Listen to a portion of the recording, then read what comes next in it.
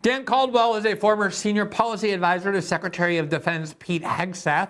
He's a veteran in the United States Marine Corps, where he served during the Iraq War before moving to Capitol Hill to focus on veterans and defense policies. He brings over a decade of experience shaping national security debates in both government and the nonprofit sector. He's a frequent commentator on defense, foreign policy, and veterans issues, especially after his short but consequential stay at the highest levels of the Pentagon. And we are delighted to welcome him here tonight. Dan, it is great to see you. Thank you for taking the time to talk to us. Glenn, thank you for having me on. Absolutely. So, want to get to this observation that you offered earlier today in the midst of all of this talk about efforts to end the war in Ukraine, and all the different reasons why it may or may not be done, why it should or shouldn't be done. There was a tweet from Fox News correspondent, I think he's the Pentagon correspondent, Louis Tomlinson, and he said this. He was quoting the NATO Secretary General Mark Rutte in June. Quote, Russia produces as much ammunition in 3 months as NATO produces in a full year. So Russia produces munitions as much in 3 months as it takes NATO, all of NATO, in 3 years. And The Economist added, at current rates of procurement, it will take 7 years to bring America's ammunition stocks back to where they were before military aid to Ukraine began. And then you said, about all of that, you said, this more than any other issue is influencing the administration's thinking about future Ukraine strategy. So I want to talk about that point in a second, namely how it's affecting Ukraine strategy. But first I want to talk about the underlying fact. Because, as Americans, we've always been hearing for a long time now about the enormous sums of money we spend on our military budget, both in absolute numbers and compared to all the other countries in the world. Trump boasted we're going to have our first $1 trillion defense and annual defense budget. We've spent $850 billion in the last few years. All the different ways to understand it, we spend more than the next 12 or 15 countries combined. We're talking here about the Russians, who I think spend 1/15 or 1/12, maybe it's a little more now with the war, on their military budget as we spend in ours. And so I think a lot of Americans would be listening to this. I know I am. And I'm thinking to myself, given the just astronomical military budget we have, like in a different universe than everybody else, how is it possible that we're running low on things like munitions and are so far behind the capability of the Russians, not the most technologically sophisticated or economically powerful country in the world at this point, to produce these kinds of basic weaponry? Well, Glenn, there's one thing I think is important to point out here, is the Russians are achieving that level of munitions production while I believe they are the most sanctioned country in the world. North Korea and Iran may have more sanctions, but again, we impose, along with NATO, massive amounts of sanctions on the Russians, and they're still able to outproduce us by 3-1 or 4-1. And that isn't even counting the support that they're getting from North Korea or Iran.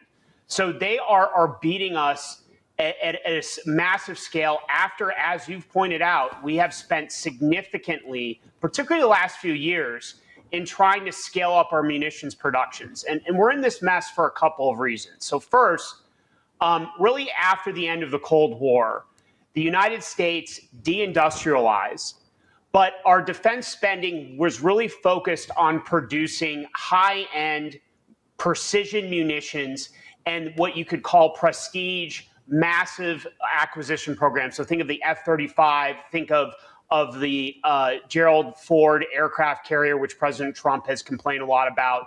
A lot of these acquisition programs were disasters, but it wasn't focused on building stockpiles of weapons or building weapons and munitions in scale to fight extended war. We were really building to fight these brush fire wars in places like Iraq and Afghanistan, or short, quick conflicts like Desert Storm or the opening invasion of Iraq.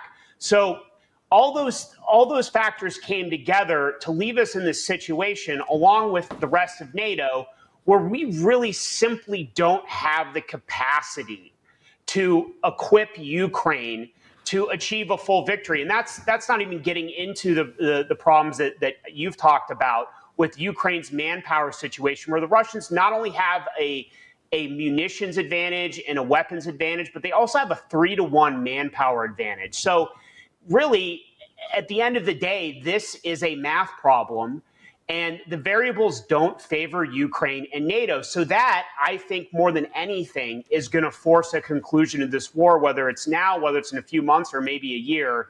Then, what may or may not happen in terms of peace negotiations over the next few months. And I want to be clear, I want President Trump to be successful. I'm praying for his success.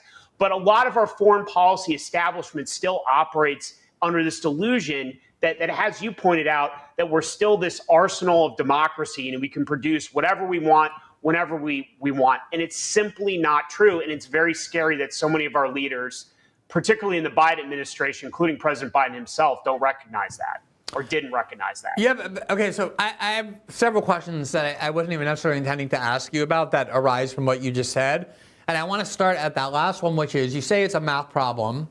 The math problem, one of the math problems being a very simple math equation, which is that like Russia is much bigger than Ukraine and therefore has a lot more men to send to the front line to fight the kind of conventional war that was obviously expected these two countries to engage in. And I had people on my show, in early 2022 through 2022 saying exactly this, that look, maybe the Russians, the Ukrainians are going to have some feisty, impressive victories, which they did. I don't know if you heard, but I was talking about how, being around a lot of dogs, raising a lot of dogs that defend their property, even if they're weaker, often can win fights against much stronger dogs when they're defending their actual property. That is a very real instinct, I think, in all animals, including humans. And there were some impressive, feisty Ukrainian victories that were maybe surprising or whatever. Nonetheless, like at the end of the day, the Russians were going to always win because not just the population problem, which is bad enough, but also this issue of munitions and the lack of focus on producing them, even though those are going to be crucial to the war, had to have been known at the highest levels, not just the Pentagon, but NATO policy planners. So what explained all of this triumphalist talk in 2022 and 2023, even into 2024, that they were so sure Ukraine was going to win? Were they just deluding themselves? Was this deceitful propaganda? Like, where did this group thing come from that they convinced themselves Ukraine could win despite these very clear reasons why they couldn't? It's really two things: delusion and denial. And, there were people in the highest levels of the Biden administration who knew this was a problem.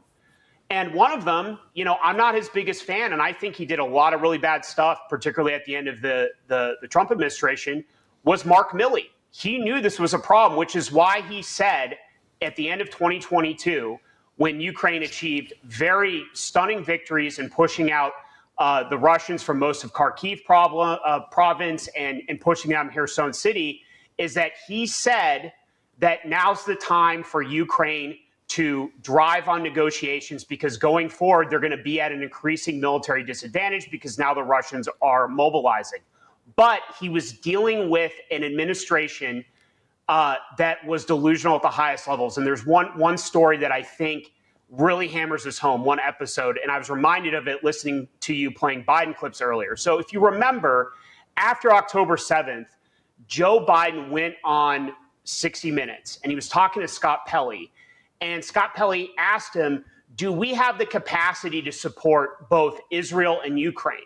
And Joe Biden got angry at him and said, of course we do. We're the most powerful country in the history of the world. And he said the history of the world multiple times. Of course we can support both countries. What happens a few days later? The United States is forced to redirect artillery shells from Ukraine to Israel because we had drawn down war stocks in Israel to support Ukraine, and we weren't producing them fast enough. Throughout 2024, both the Ukrainians and Israelis thought we were withholding weapons from them. But the reality is we just didn't have enough to give both of them to sustain their operation. So we had to dribble it out. It wasn't deliberate policy. It was driven by real constraints. And that is what this administration is dealing with. I have to say, I have a lot of friends still in the administration. There's a lot of people, both at the Pentagon and the White House, who know this. And that, I think, is informing a lot of their thinking about how they're approaching this problem.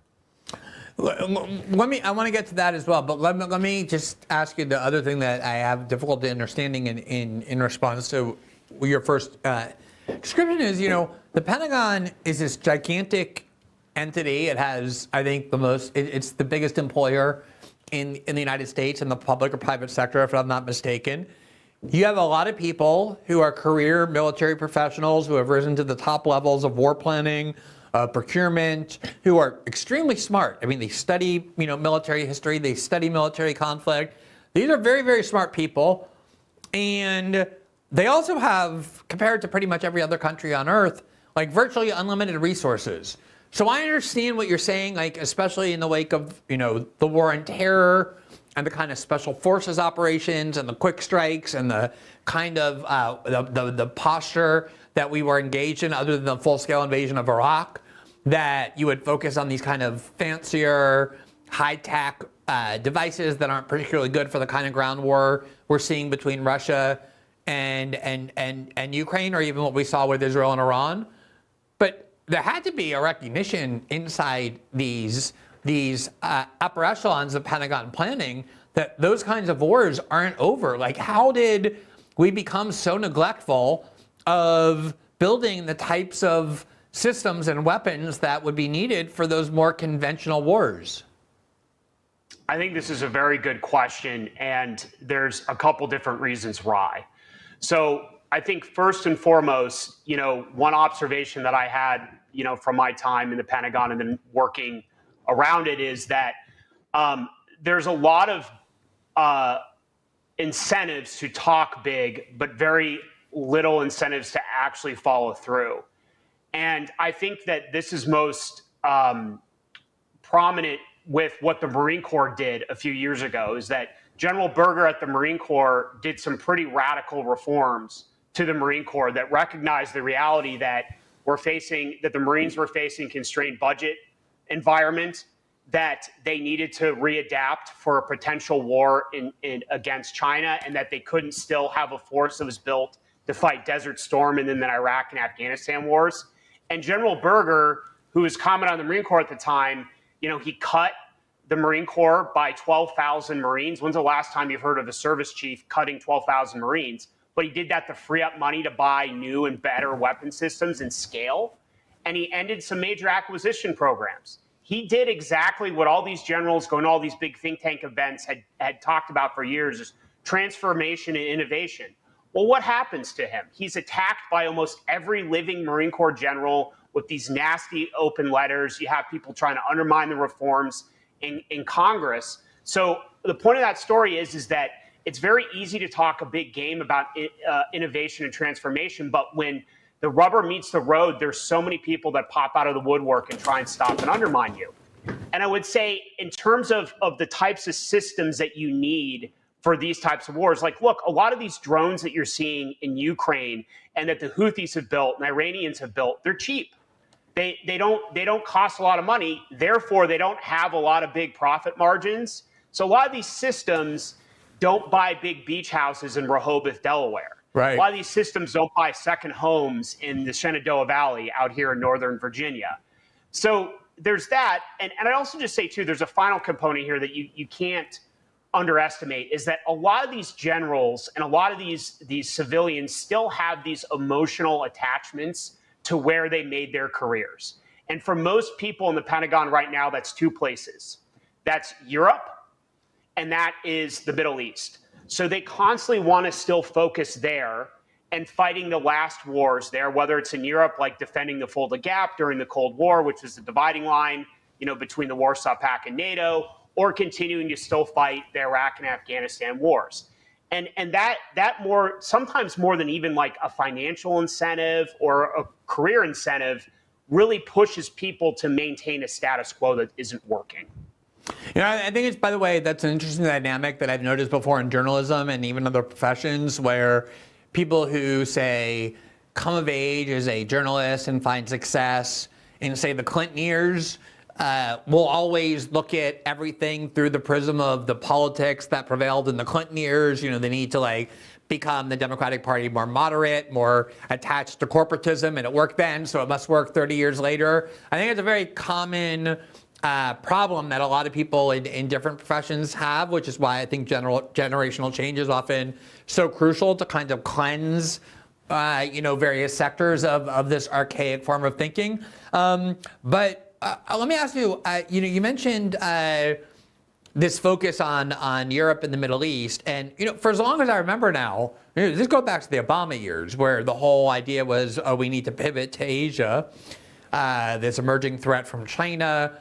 We spent way too much time in the Middle East. Even Europe is no longer the fulcrum of where our defense interests lie. And it seems like, we have done more in the Pacific than previously, but to some extent, but clearly, like everything that we talk about, all the wars that we discuss, the conflicts we're constantly faced with continue to have their epicenter in the Middle East and in Europe. Why is it that we just simply can't extricate ourselves from those regions, even though you talk to every policy planner and they will say there's far more U.S. interests at stake in Asia? So there's a line that I heard Steve Bannon and Jack Posobiec use that I always have to steal because I thought it was so good, is that Washington, D.C. is still a CENTCOM company town.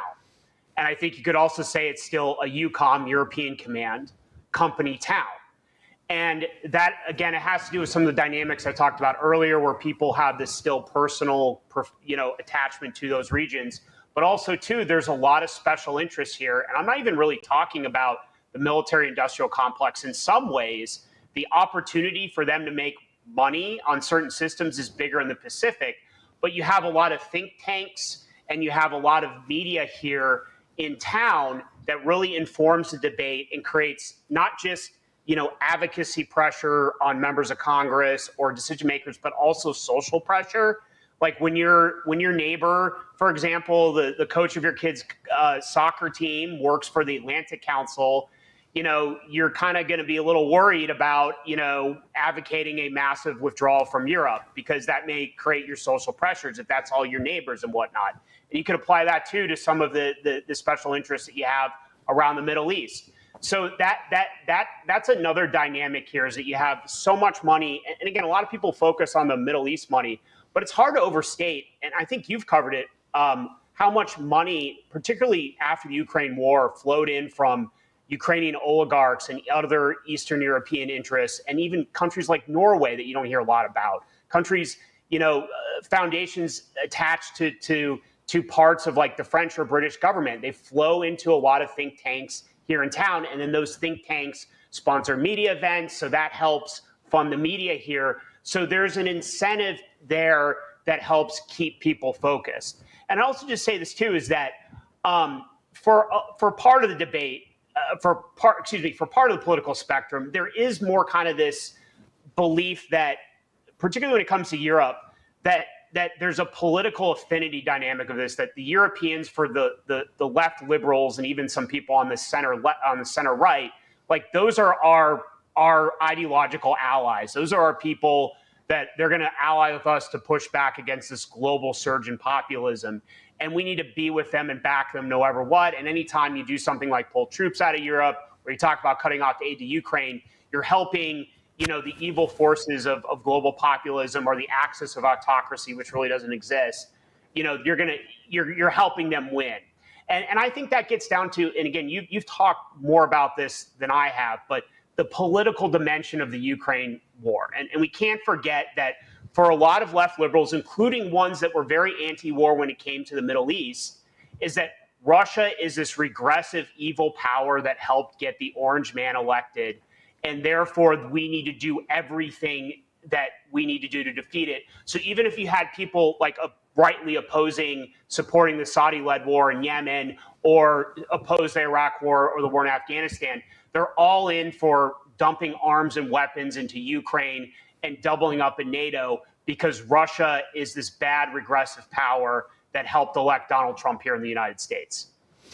Yeah, which is, it's ironic for so many reasons, including the fact that the left and American liberalism during the Cold War, was vehemently opposed to exactly that argument. Like, yeah, the Soviets are bad. We wouldn't want to live there. They're repressive, but we don't want to exaggerate the threat they pose nor go to war with them in every place we can find. And I always thought Russiagate and my contempt for it from the start was in part the fact that I thought it was a journalistically baseless scandal. But my bigger concern was that it was intended to rejuvenate this kind of visceral hatred for and fear of Russia to lead to exactly the sort of thing that we're now seeing, where the entire Democratic Party is united in the belief that no matter what, you have to defeat it. All right, let me ask you, because this is something I've seen you make, not just with respect to Ukraine, but other conflicts as well. But before, and I want to get to those in a second, but before I leave Ukraine, so this idea that, look,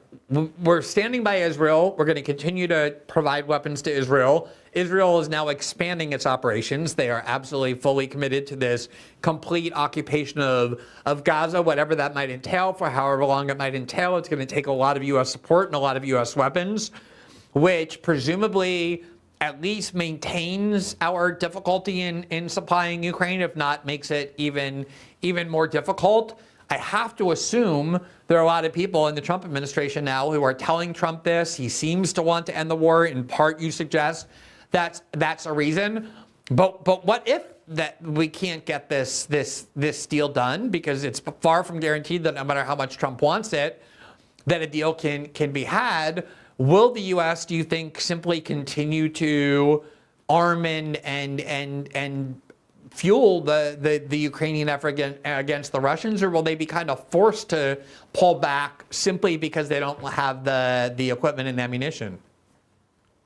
So, again, I'm not in the administration anymore, so these are just observations from the outside. But, I was watching what happened with the new plan to fund Ukraine, or excuse me, to support Ukraine with weapons. And you may disagree with this, Glenn. I have some other very smart friends, some who are smarter than me, who disagree with this. But I actually viewed that, and you've seen kind of both Vice President Vance and President Trump allude to this, is that was a way of actually taking a step away from the war. And let me explain why. So essentially what that deal was that the Europeans were going to send forward their own stocks of gear, and then they were going to buy backfill of those stocks from the United States. And what the United States was to do to in the short term refill those stocks was actually redirect sales that were in the works from other countries. So the Germans and some other countries were sending Patriot missiles, and to backfill those, we redirected an order from the Swiss. And that was an acknowledgement, one, of our constraints, that we can't draw down our own stockpiles much anymore without severely undermining our own readiness. And two, that we have other production pipelines that are responsible for backfilling and supporting our own stocks that we didn't want to redirect from those. So to me, that was almost a first kind of step away from the war. And you also haven't seen the Trump administration yet tap into the remaining presidential drawdown authority left over from the Biden administration, which is the authority to send weapons directly from American stocks. They have not tapped into that yet. So to me, that shows that they are they're trying to find more options to continue to support Ukraine, to give, I think, diplomatic leverage, but they're recognizing there's the end of the war. So I think that if this is still dragging on, meaning these diplomatic negotiations for 3 or 4 months, there is a world where President Trump makes the difficult decision to walk away. Because I could be proven wrong on this. I have been wrong about President Trump before. But I kind of see them already laying the groundwork for that. Notice the emphasis on this is Biden's war. We're not funding it anymore. It almost seems like they're laying the groundwork increasingly for that possibility in a way you didn't see in the first 6 months of the administration. Let me ask you about the whole issue involving China, because, so often, I don't know how many times I've heard this argued before in pretty much response to every war, but certainly the one in Ukraine, which is, okay, look, even if you don't think there's a lot of American interests at stake in who governs various provinces in eastern Ukraine, whether it's some semi-autonomous, body that's more loyal to Russia, or Russia annexes itself, or remains central to Kiev, like, who cares from the American perspective? The reason you should care is because it sends a very important signal to the Chinese about our ability or willingness to stand by allies in defense when some other bigger country attacks them. Namely, if we let Ukraine go to Russia, that basically tells the Chinese, oh, we're never going to really keep the commitment to defend Taiwan in the way that we would have to prevent you from having it. To me, it seems like, as I'm listening to you, if I'm in Beijing, and I really do have my design set on taking Taiwan in the near future, and I'm not at all convinced they do, but let's assume, since a lot of people claim that that's the case. It seems to me like, given how depleted we are and how many different commitments we have between the Middle East in general and Israel in particular, and still some residual commitments with Ukraine, and we haven't built back and replenished our stockpile, that this seems like it would be a good time if the Chinese really wanted to take Taiwan. Has our spreading ourselves too thin with financing all these wars and arming all these wars created the exact kind of threat that we claim is the one we're most concerned about?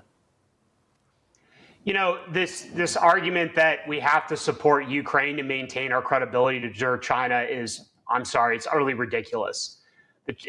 The Chinese are going to make a decision around Taiwan based on a variety of factors, political, whether or not Taiwan is declaring or moving away from independence. That's a much longer conversation, about what their intentions are. But ultimately, what they're going to look at is the hard power balance in the Pacific. The ability of Taiwan or the Philippines or the United States to ultimately deter or defeat or raise the cost substantially of a Chinese invasion of either Taiwan or a potential other country in the region. Now, I'm somebody who believes that China is our main competitor. It poses a real military threat, much worse than Russia. It is effectively an economic peer competitor at this point, and that we have much more interest in East Asia than other parts of the world. However, I'm not somebody who wants to preordain a war. I don't want to end strategic ambiguity. And I certainly don't think we should trade Taipei for Los Angeles. And I got to be honest with you, is President Trump is actually much more pragmatic and realistic about China than President Biden was, who constantly undermined strategic ambiguity. But I will tell you, indisputably, our support of Ukraine is undermining Taiwan's ability to deter an invasion. Now, the Taiwanese are doing a bunch of dumb stuff. They aren't investing enough in their own defense. They're buying the wrong weapon systems. But right now, there is a $20 billion plus backlog of arms sales to Taiwan, in large part because the Biden administration redirected munitions from Taiwan to Ukraine. And, when Nancy Pelosi went over to Ukraine or Taiwan in 2022 and undermined strategic ambiguity and was beating her chest about how important Taiwan is, at that same time, the Biden administration was delaying deliveries of things like Stinger missiles and HIMARS missiles that were critical to the Taiwanese plan to defeat a Chinese invasion. So what do you think the Chinese are more afraid of? Copies of the Atlantic being distributed in Taipei, or speeches about the glories of liberal internationalism from Nancy Pelosi, or Taiwanese with Stinger missiles and HIMARS and Patriot missiles? I think we all know the answer to that. Thanks for watching this clip from System Update, our live show that airs every Monday through Friday at 7 p.m. Eastern, exclusively on Rumble. You can catch the full nightly shows live or view the backlog of episodes for free on our Rumble page. You can also find full episodes the morning after they air across all major podcasting platforms, including Spotify and Apple. All the information you need is linked below. We hope to see you there.